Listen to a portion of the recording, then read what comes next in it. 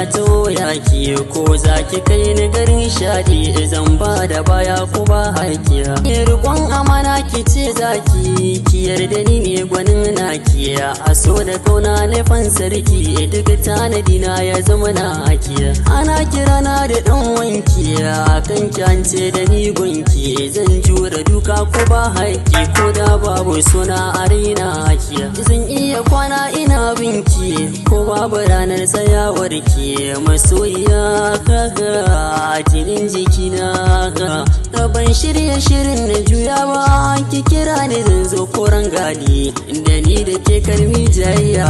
na zan masabo a raina. Na faɗa na kara ina san ki komai kike so ni zan baki zuciya fara mi aniya fara wani bulu a launin maganar ki banga duhun dare ko zafi ranar da zai sa in kasan biyo ki da ke na kaɗai tune dan san ki ya kama zuciya ta yi aiki cikin zuciyata da rauni ta ya za ya kan ba kiranki.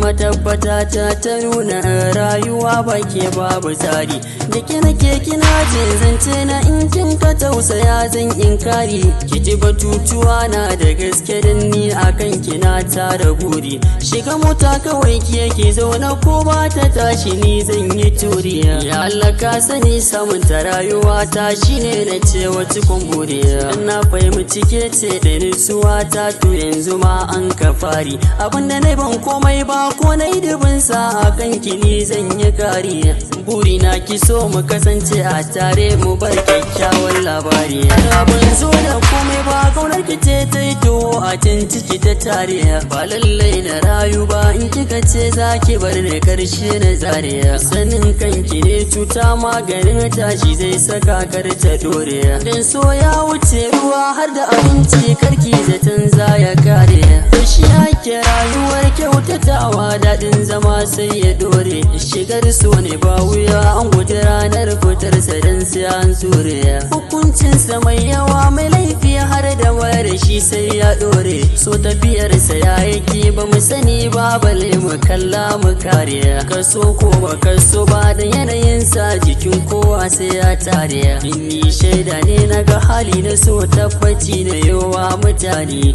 ni shaida ne na ga hali na so tabbaci na yawa mutane.